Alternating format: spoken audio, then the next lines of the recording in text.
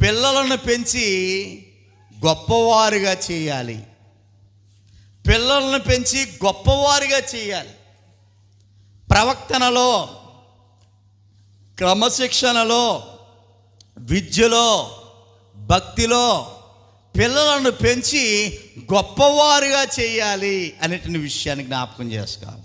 పిల్లల్ని పెంచడం అని అంటే జనరల్గా అందరూ ఏమనుకుంటారంటే, ఏమండి, ఒకవేళ భౌతికంగా పెంచే విషయంలో నువ్వు పెంచడమే కాదు, మన చుట్టూ ఎన్నో జీవరాశులు ఉన్నాయి. పిల్లల్ని ఎంత బాగా పెంచుతాయో,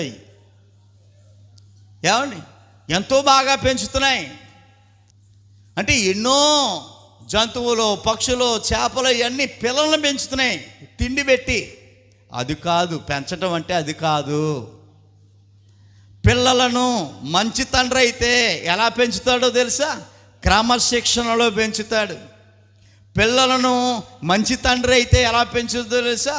విద్యలో పెంచుతాడు, భక్తిలో పెంచుతాడు.